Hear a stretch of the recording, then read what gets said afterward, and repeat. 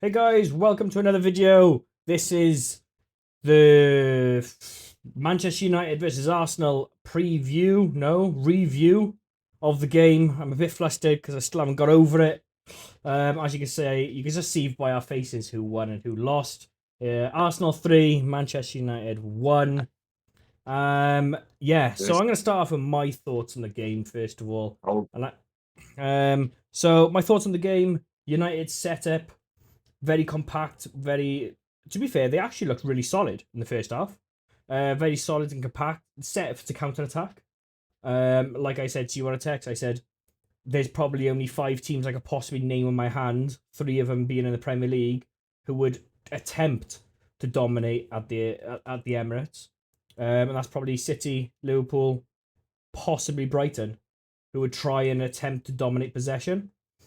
mhm. And the other two then are probably Barcelona and Real Madrid, who would probably have a go at doing it. I don't Yeah, think PSG possibly, but maybe not now with the new players they Bayern bought in. Munich. Bayern Munich. Maybe, but they're the ones that came straight to my head. Do you know what I mean? And I thought, right, Yeah, okay, the they're elite the of the elite. The elite of the elite. Yeah, yeah. yeah, exactly. And we're nowhere near that, unfortunately, as we've seen today. Mm. Um, for me, there were some positives to the game. I just want to start off with the positives because there wasn't many of them, so it's easy to start off with them. Um, I want to start off with Anthony. I think he was really, really good on the right hand side, tracking back,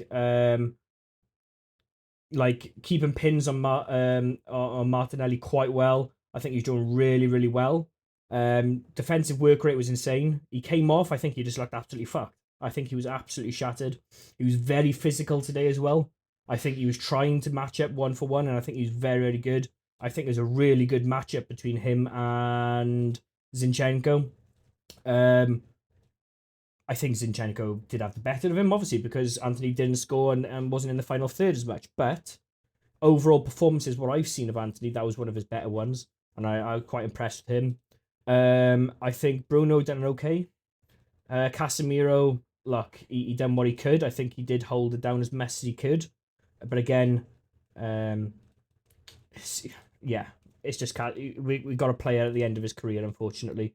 And then obviously Ericsson, Taylor, he had a mad 60 seconds. He went from being a hero to zero in 60 seconds, as they say. Went from putting that through ball in for the goal to losing his man and leaving well, I wouldn't say an easy finish, but a very good finish for Odegaard to slot in. I think Delot was absolutely phenomenal on the left side, which begs me to differ why we spent all that time getting ragged on when we needed a centre back. As was proven today, but we will get onto that into a minute. Wan-Bissaka was a steady Eddie. I think, again, another really good battle with him and Martinelli. Each of like Martinelli getting the better of him sometimes, and then opposite vice versa and stuff like that. Really good battle. Um, Martial, he was very quiet in the first half. It's hard to gauge someone because I don't think the first half and the second half are the same. So it opened up in the second half. I don't think he was as he was basically using a graveyard shift in the first half. I think personally, he couldn't get hold of that ball. I would have liked him to drop deeper to try and hold the ball up to bring the players in, but he didn't seem to be able to do that.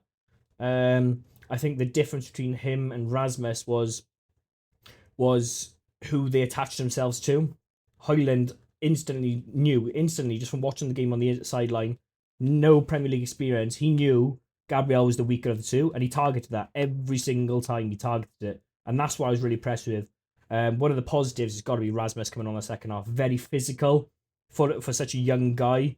Very physical. The pace he's got, I didn't realize he was that fast. He's got a lot of pace, you know what I mean? Really good, Yeah. especially when you've seen Rashford on the left hand side bombing down the wing, and he's keeping up. He overtook him to get into that box. Rashford should have passed. Told you about him. Yeah. I didn't realize his pace was that good. Oh, you know what I mean? 6 foot Really, really 3 good, and off the ground, off the mark. Very and good good with his half feet. turn. Yeah, yeah. Yeah, Yeah. very good with his Mm-hmm. feet. Very strong, very physical. I think he bullied Gabriel. Saliba handled him a lot better. I think it was a tasty battle between the two. He didn't win every single tussle, but he certainly gave him No, something to think about, didn't a lot more than Martial gave him. You know what I mean? And that goes to say for he? someone with this first game, in the Premier League. And the one thing I was worried about how physical he's going to be, and is he going to be able to manage it? And 100% he was. And yeah, but for me, the more impressive thing was he noticed who the weaker one was and targeted that player every single time. I'm not saying he's weak. I'm just saying he's weaker compared to Saliba, who you don't really want to go near if you're on about. Subjective. Subjective. I I, think. I I I think think. he's a weaker for what he was I doing. I think Gabriel has more of an appetite for the battle, whereas I think Saliba will nullify you before it even gets to that point. So I agree with you in that he targeted the right one. I Yeah, just feel like the reasons for why he targeted him is because of the way that both centre backs approached defending. yeah. And while we're on the subject of centre back, I just want to mention, just want to double check. What year are we in? It is 2023, right? 2023 Right. nearly, but I thought we were back in 2003 with the way we were, what defense we had, mate. It was absolute shambles, right? mhm, So we got all our main centre backs now injured, right? All came off with injuries. Good job we got international break because hopefully we can get some of them back. We've who got did you have? Johnny Evans.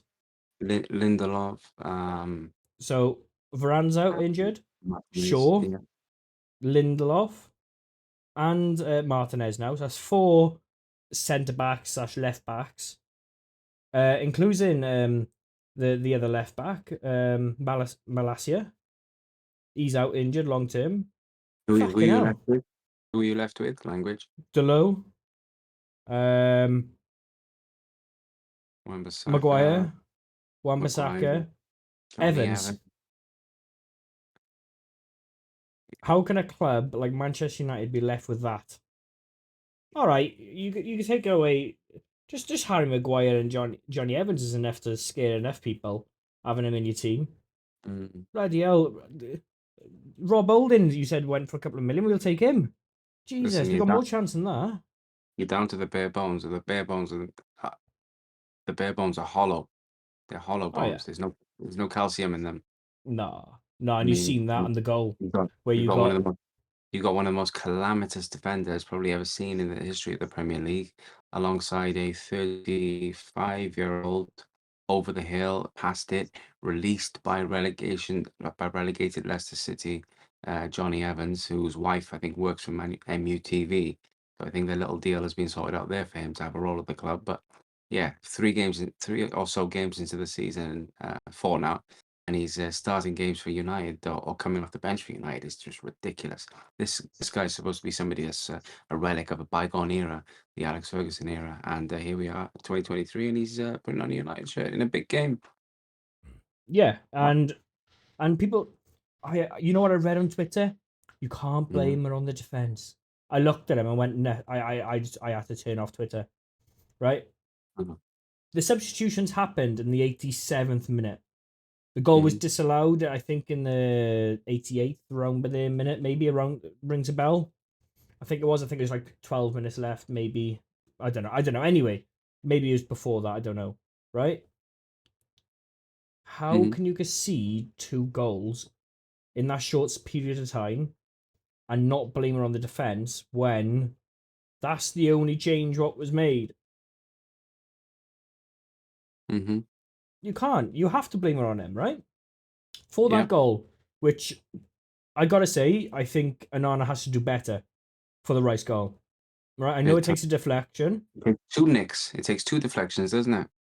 I get that, but I But still think he's got enough time to get there and get down to that at the front post, right? he should have his near post covered at the very minimum, no matter what happens. Yeah, 100%. So I think he's at Mm. fault, right? But before he even gets to that stage, what's Maguire flapping his hands about before, like, what's he looking for? Handball? The guy's perfectly chested it with his chest. What's he on about? Why is he stood there like an absolute tosser, flapping his arms in front of fucking Language. Onana? Don't worry, I don't care. Right? Language. Mm-hmm. And the next thing then is why what's Johnny Evans doing? Having a little cut in a head with I don't know who it was now, Jesus maybe? I don't know who he was coaching with in there. But he was coaching with someone. Why? For which part of the game was this now? Are you referring to? This is the goal. Rice. right? So Mm. what happened there? So we have to have questions there. So two players who came on didn't pick up runners, didn't mark, and we stood there flapping their arms. Come on, like, you know what I mean? It needs to be sorted out. In So general, it looks to me it looks to me as though Johnny Evans has got his hands full with Gabriel Magalhaes, and the corner that's been taken has ended up kind of floating beyond the two players that are tussling for it to an unmarked Declan Rice who manages to control it on his chest and be left with all the time in the world to calm it down, pivot, swivel, and lash a goal that again a goal that takes a nick off of Johnny Evans, who in his tussle with Gabriel has kind of waved his arms in the air, looking at the referee for something that wasn't given, and then in the middle of that, he's kind of remembered, okay, the game is still live, and he's gone to defend it again. So he's kind of neither half of it's not so one much or. Johnny Evans for me, mate. It's more Maguire. What's he doing behind I'm him, just flapping I'm his arms and stuff? yeah. So what Maguire seemed to do is when Declan Rice took it onto his chest, Maguire, by the way, unmarked. Oh, sorry, not Yeah, marking again. anybody, Yeah. takes it on his chest, Declan Rice, and Maguire's got his arms in the air. Hey, ref, it's an handball. It's a handball. What the hell are you doing? Let Defend your VAR deal goal. with it. Defend your goal.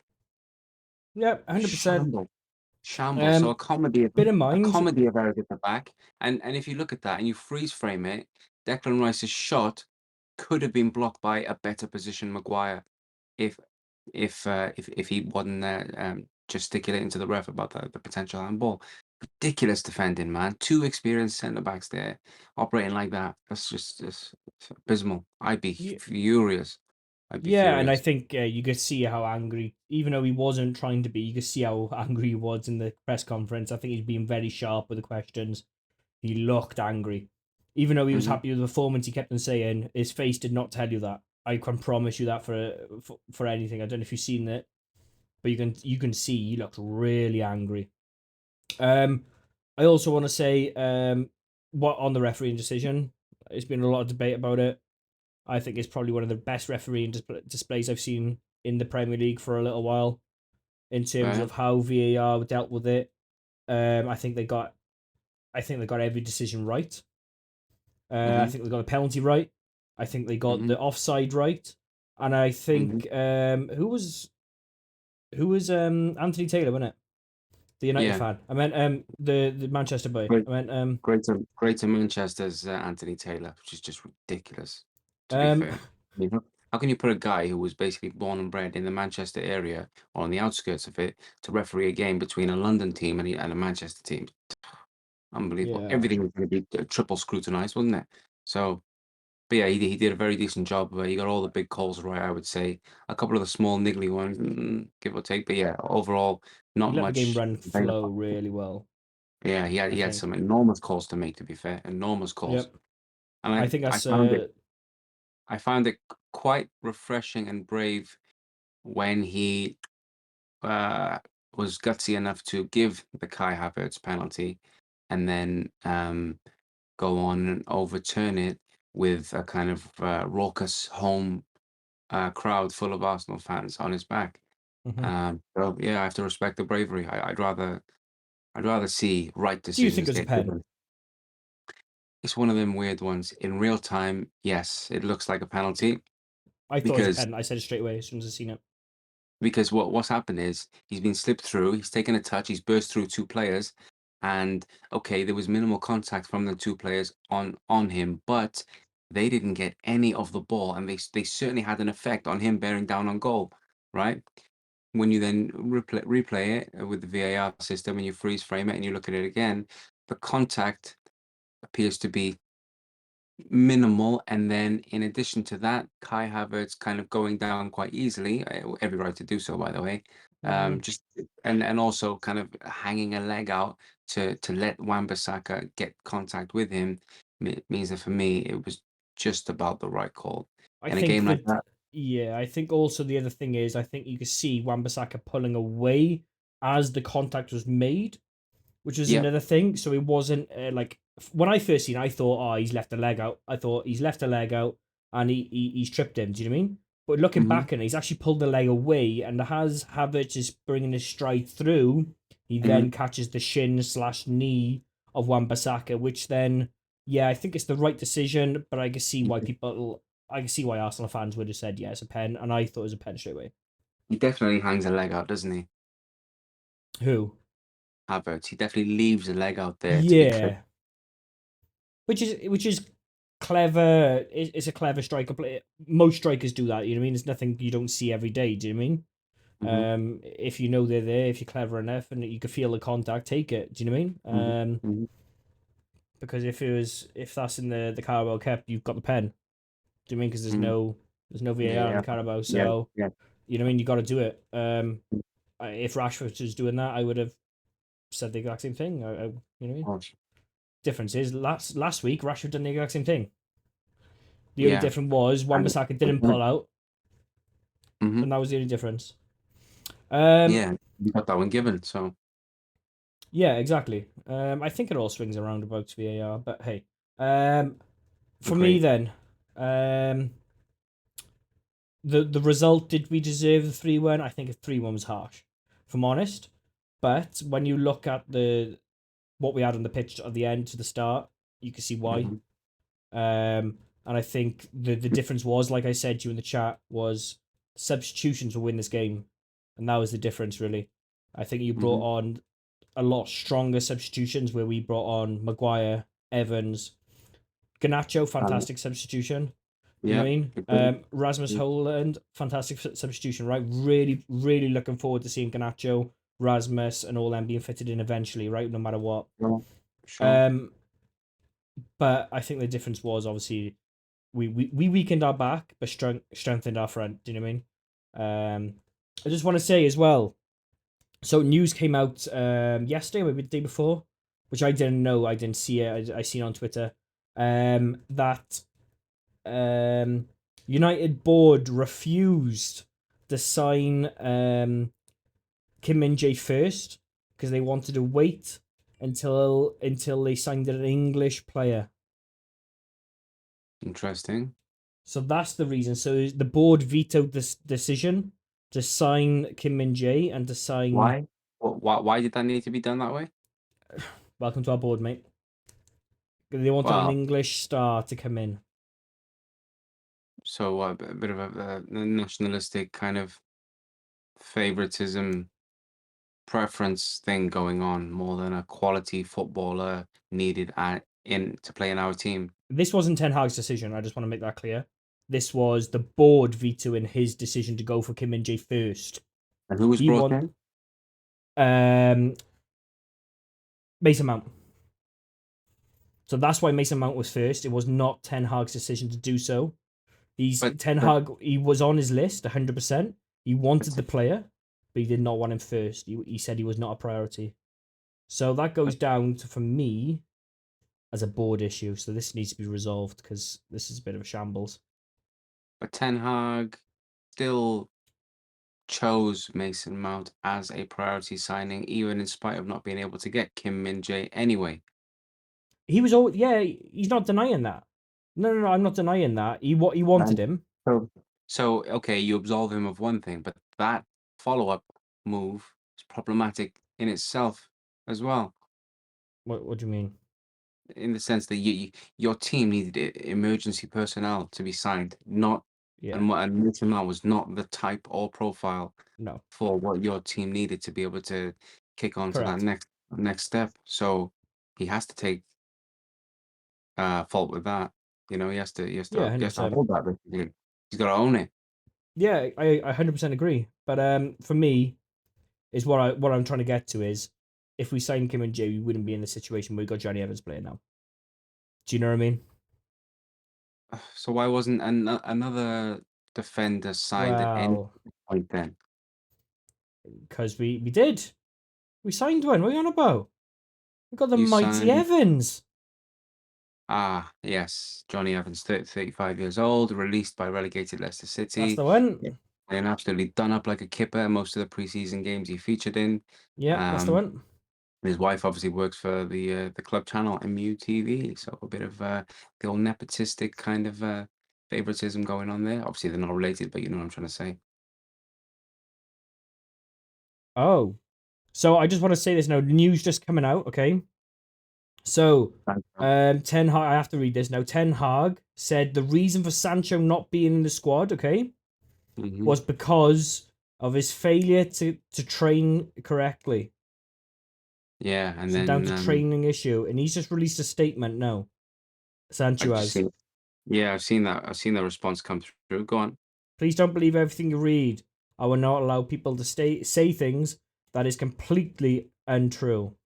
I have conducted myself in training very well this week. I believe that there are reasons for the matter that I won't go into. Uh, I've been a scapegoat for a long time, which He isn't has. fair. Um, all I want to do is play football with a smile on my face, contribute to my team. I respect that all decisions that are made by the coach and staff. I play with fantastic players, grateful to do so, which I know every week is a challenge. I will continue to fight for the badge no matter what. So, do you? I'm taking that now, right now, because do you remember There's beef in the this house. same situation happened with someone else? A little guy called CR7. Yeah, that Didn't he say Ronaldo the guy. exact same? Mhm. Didn't he say the exact same statement? Similar things, yeah, yeah, Very little similar.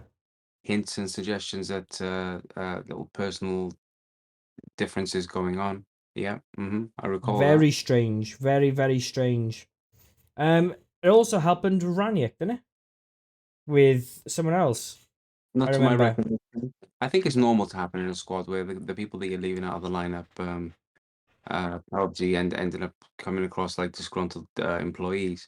But Yeah. when you're kind of revealing and exposing to the degree and the extent and the reasons as to why exactly, and you're calling into question a player's professionalism and his conduct, then of course, then yeah, they're going to feel obligated to release these kind of statements and to stick up for themselves. Obviously, I wouldn't have my name slandered and keep quiet about it, certainly. So yeah, an unfortunate situation for the two involved. I'm glad he's come out and said it. Yeah, yeah, yeah. Because I feel like there's a tendency with your manager to kind of be involved with the whole smoke and mirrors kind of thing. You know, saying one Mm, thing, doing another, very cryptic at times, very direct, and other times, um, yeah, just a very strange situation for your team. yeah. I'm afraid. Yeah. And I think A again, guy, for a guy also paid the club paid 75 million for, you would be expecting a lot more of by now with it going into his third season at the club. well, there was rumors. What I've heard is that there was bids from Saudi for him. Saudi window's still open for another 2 weeks, mind. Okay, or maybe a week. So we could see Sancho leaving Manchester United. I doubt Mm. it, but I think we could. And I think with stuff like this going on, there's obviously some friction there between them. Whatever way, shape, or form, there must be some sort of friction. We either get to the bottom of it, or it's time for either manager or player to go. And personally, I'd rather see manager go. Um, what's your thoughts on the Personally, game, you'd rather see manager? stay and remain. No, I think this time, like when stuff like this has happened more than once, I think you need to question the manager. Mm. But also when the results are not going your way, what's going on? There's something going on because last season there was a pretty good understanding what was going on, and now it's not. So why?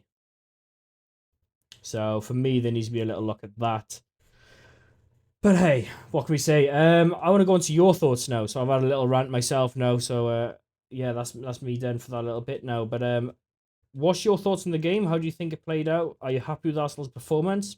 And how did your man Kai Havertz do, mate? He's playing for us halfway through, wasn't he?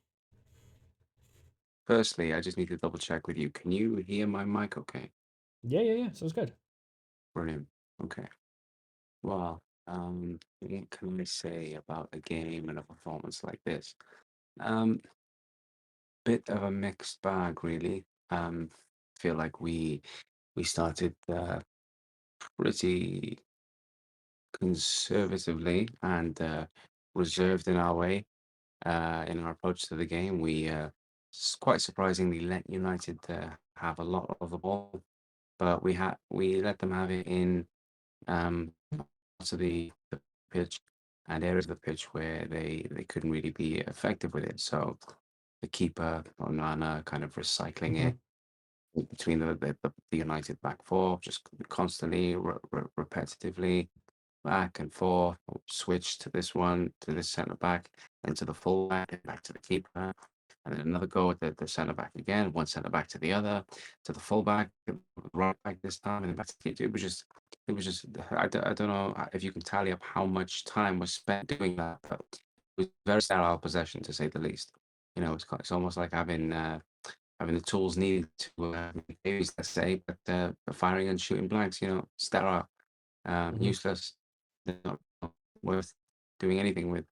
Um, I feel as though with the weather conditions that were out there today, I think they played a part in our approach. I believe.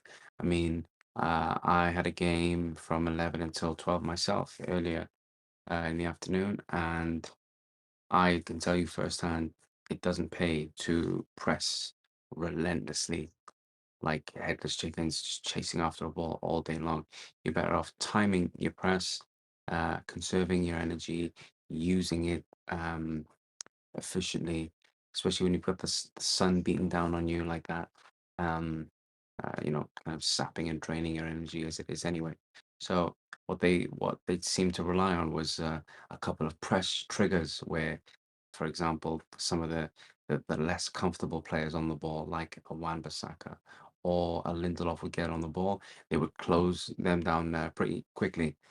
Those would be the triggers for the press. And then when you give it to like an Onana and a Martinez, who was a lot more comfortable, who are a lot more comfortable with the football, then you back off until they give it to one of the press trigger players, let's say.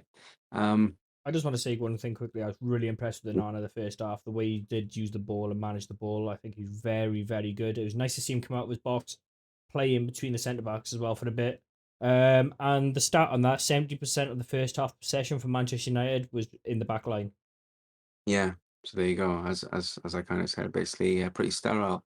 Um, I feel with the opinion on Onana, I agree. I was equally impressed with him as well. I love the way that he has that air of confidence, and the way he commands his penalty box, the way he looks unflappable, the way he's oozing confidence. His distribution is phenomenal, and I think he deserves to be playing with better footballers than this. If I'm being totally honest with you, because I wouldn't mind being on the receiving end of some of those 60 and 70-yard switches of play, Mm, on counter attacks and what have you. It's phenomenal work. And then you look at Aaron Ramsdale comparatively, the Arsenal goalkeeper by comparison. Okay, more of a traditional type of goalkeeper, but um, for all the good work he did last season, even as far as his distribution from his feet, this season I'm seeing nerves, I'm seeing shakiness, I'm seeing low confidence, I'm seeing indecision. I'm seeing just things that are giving me great cause for concern, and in mm. the back of my mind, wondering if this new goalkeeper acquisition that we've picked up, David Raya, the Spain goalkeeper, Spanish goalkeeper Number from one Brent, as well, isn't he? he's there or thereabouts. Mm. He's in the mix, let's say. But I feel like it's going to come to a point where Ramsdale's going to sell himself short and basically hang himself with his own rope. Yeah. Um, the game all in all, I feel like the minute that Kai Havertz, I mean, I believe about him, the German giraffe, as I like to now refer to him as, basically somebody who the jury is fully out on. Somebody who I feared, I dreaded, I hoped, I prayed wouldn't start today's game, and has actually gone on to be featuring in the lineup from the get go. Um, some of the actions and the decisions that he made when on the pitch. I mean, he was afforded an opportunity where the ball fell to him in the box, and he just had to sweep it home, and it's 1-0 Arsenal early doors.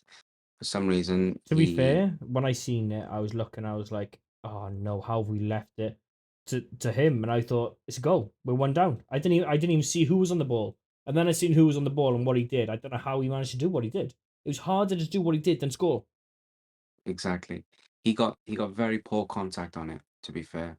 But I'm sorry, if you're a 65 million pound international footballer, I need you to be connecting with that and striking it and tearing the net in half. Yeah. And and yeah, the poor contact obviously meant that that didn't happen. So okay, these things happen. You move on. You know, even the Mhm. best of players miss gilt edged chances. He then proceeds to continue his game by constantly being the fall guy, usually the one at fault for a lot of the breakdowns in play. This is from my personal opinion. I don't know if the stats will back that up, but every time I see him receive the ball, he always takes that extra couple of seconds more than the other Arsenal teams that are down, players that are down with the program. He always seems to kind of turn and pivot that bit slower to enable and allow a move to break down when it should be flowing and end with us having a chance on goal or creating an attacking opportunity. His passing very languid, very slow, very sloppy. There was one time where he took a touch and he killed it dead, and he was right by the touchline. And for a bit more effort, he could have kept the ball in. But for some strange, bizarre reason, the ball ended up coming out for touch, and that just summed up his performance. He Mhm. um he let one move break down where he kind of lazily tried to loop over a ball to Odegaard in midfield. It was intercepted by, I think, Christian Eriksen, who then went on to slice the Arsenal defence open with a very incisive through ball that Beautiful found its, ball. yeah, stunning ball. Found its way to Marcus Rashford, who does what he does whenever he plays at Arsenal against Arsenal or plays at the Emirates, and that's cut in on his right hand side and just slap one in, which he did. He put United one up. I The still game, think Ramsdale could have done better on that save. I said that to you, and I still think he could have, man. he did get fingertips to it. He did get fingertips. Now, if you ever played in goal, you'll know that getting fingertips to a really hard shot. I mean, you putting your all in with your fingers could lead with you ending up with broken fingers as well. But to be fair, as well as a goalkeeper, as a professional footballer, you have to put your all in. So when you get a hand to it, even if it's fingertips, keep those fingertips firm so that you end up deflecting the goal out, which should Did have come off the happened. post. That's what I'm saying. If he just does a little bit more, Yeah, if he yeah. predicts it a little extra second earlier, he's pushing that onto the post or around that post. Do you know what I mean? Um, Firmer fingers to that would have prevented that because he definitely got Yeah. contact, but it wasn't to be. But Rashford's got form for this anyway, so I got some you know, stats for Kai Havertz for you. So uh, ground duels won 40%. Aerial mhm, stats. Aerial duels won mhm, 0% out of mhm, three. mhm. Fouls, Disgusting, he was disgusting, fouled 0 times. Fouls committed, five. disgusting, disgusting for somebody who's 6'4". I mean, if I was 6'4", I know for a fact I'd be putting it about a bit better than that to win zero aerial duels. You Hmm. basically pick nothing. Um, Since yeah, so having conceded the opening goal, what we kicked it into third gear basically, and we went on and immediately equalised with a very pinpoint kind of incisive Martin Odegaard finish. It was a thing of beauty, to be honest. Um, Hmm. a lovely cut back on the left wing from Martinelli, and Odegaard kind of arriving in the edge of the box like he did many a time last season, to slot it home for 1-1. And then I think the game started to open up a bit more then, and both teams Hmm. managed to kind of show a bit more ambition as the game wore on. I feel like the manager made some horrendous there was a lot of inactivity from him. You know, the substitutions that should be made quicker.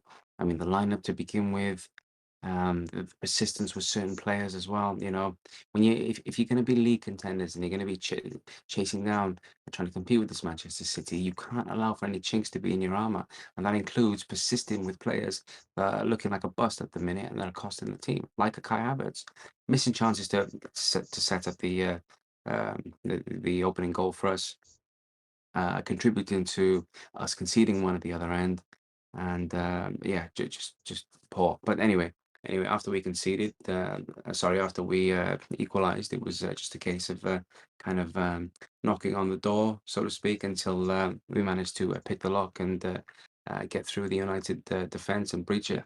Um, w- Threw on a couple of subs. I think a little too late, in my opinion. 75 minutes onwards. That's leaves you 15 minutes left in a game to do anything.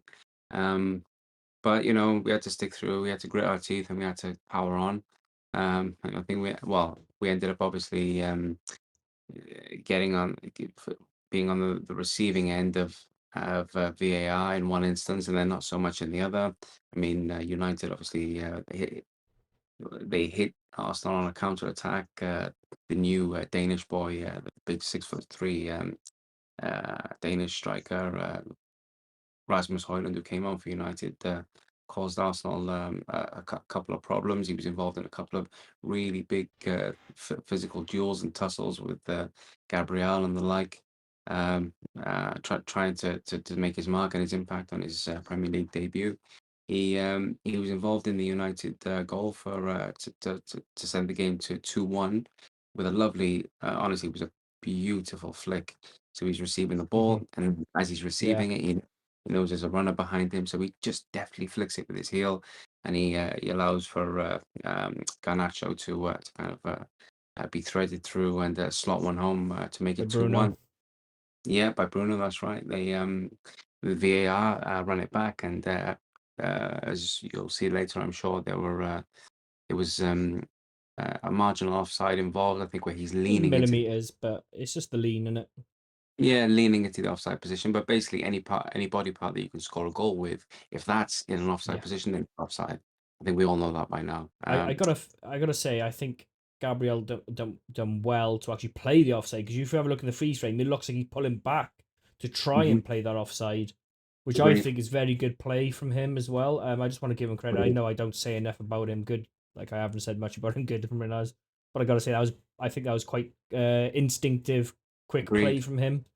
I did notice that the difference in the line and the stepping up that he did. I thought that was very smart, and he deserves props for that because that was a game changing decision to Risky, overturn the goal. because if it was onside, you lot would have been slated in for it. But you know what I mean? That's the risk you take in it as a defender, and he got that one right. You know what I mean? When it pays off, you deserve all the props in the world. To be fair. Yeah. Um, so yeah, I mean, from United. Getting themselves that second goal chalked off. Arsenal went on then to kind of use the momentum off the back of that and go on and find themselves a match winner in the 8 minutes that were added on for the game. I think it was basically in the 97th minute that no, let's have a look. It was the 95th minute, but by the time all the celebrations were done, there was like a minute left of the eight added extra minute. Um, Snatched the 2-1.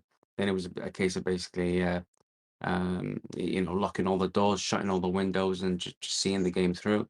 And then, lo and behold, what ended up happening was obviously a counter attack happened where Yeah, we Fabio Vieira chucked everything forward at that point, and we were literally took a chucking few the things kitchen forward. sink at Yeah, it. yeah, We've only got yeah, Johnny Evans back. yeah, yeah. And we went on to score a pretty sublime counter attack, to be fair, with Fabio Vieira now in his second consecutive game contributing an assist in a Premier League match. Somebody who's much maligned and somebody who I didn't really rate at all, to say the least.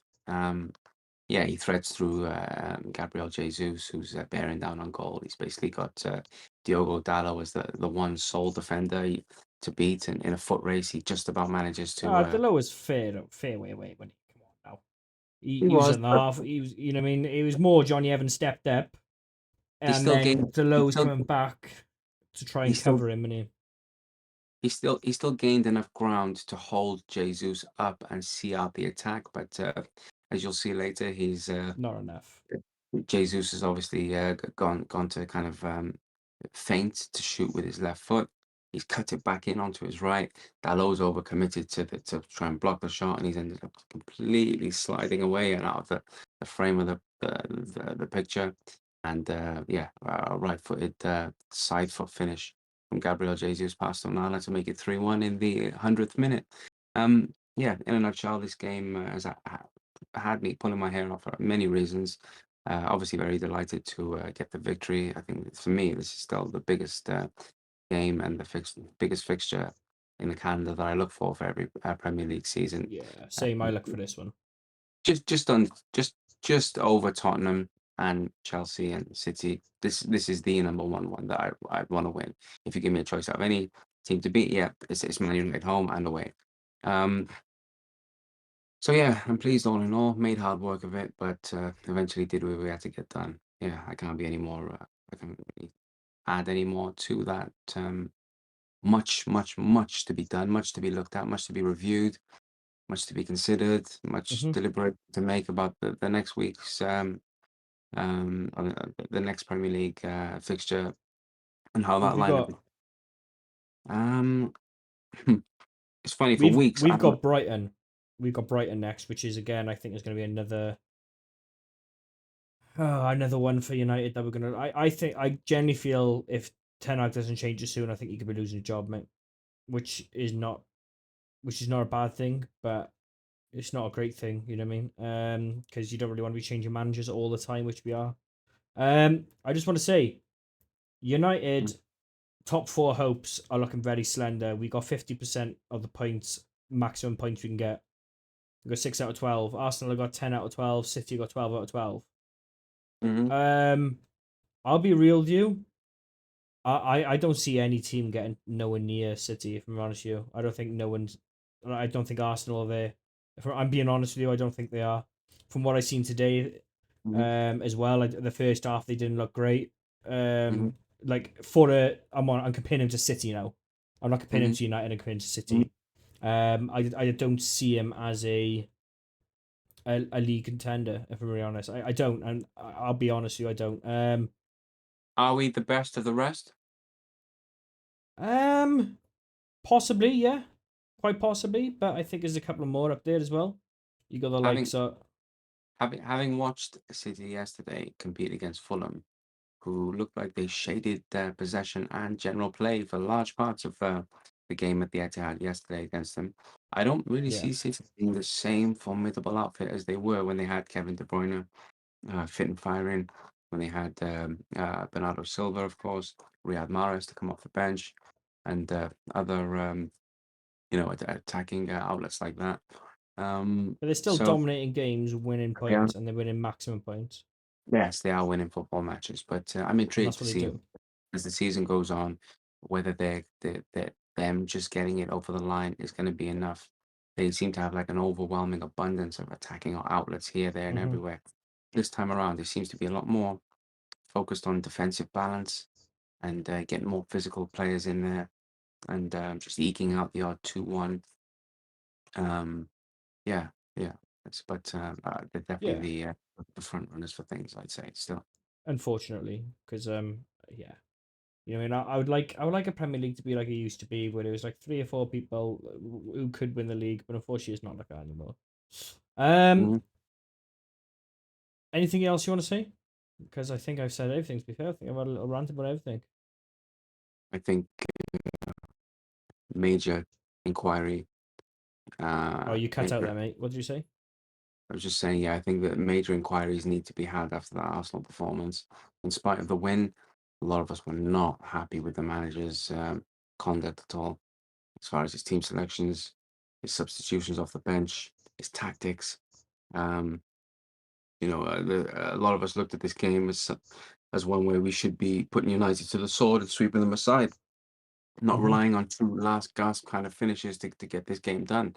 When the likes of a Forest have turned up to Old Trafford and taken a 2-goal lead, where Tottenham have put United to the sword pretty comfortably in a 2-0 win, where Wolverhampton Wanderers have turned up to Old Trafford and opened Dominated us. the floodgates and dominated them. It shouldn't have really been a back and forth kind of game as it was. But at the end of the day, 3 points we move, and yeah, I think a we'll see lot how of things United go. fans will look at that as a positive today.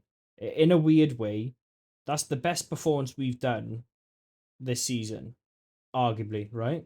Yeah. Even though we've lost, we're never happy to lose against you, obviously. You know what I mean? It's a bitter rivalry. Hmm. But in terms, if you just focus, forget who we're playing, if we're playing at all, if you look at just United's performance just as a whole, It's a lot better organised than it has been for the last 2-3 games. So from that, that's the only positive, and the fact that we got it looks like we finally got a striker, etc., and all that sort of stuff. So yeah, that's it then. Do you want to call it there? Knock that on the head. That's us, Yeah, guys. I'm happy to reflect on the game, and yeah, hopefully you guys can join us for the content that we've got for you. Yeah, Yeah, very pleased. because Up to Arsenal. Amazing next, end to the weekend. Absolutely buzzing. Tomorrow we go back to work. Everybody in the office, they better watch out because when Arsenal win, no worries about yeah, up the well, gun. I'll be hiding, booking some annual leave off. I think for a couple of days. Mm. We are going Have to to be come to doing the house. this. We're going to be picking one game that we're going to be focusing on every single week. No matter what team, no matter who they are, whatever, we will be picking the so-called better of the games, whether it's a rivalry, whatever, and we will be doing an in-depth analysis like we have done for this game every week. So that's what we're going to be doing, guys. So make sure you like and subscribe, share it with a friend. Doesn't matter who you support, where you're from, anything. Share it with a friend, guys. Thank you for watching. Much love. Take care. Peace.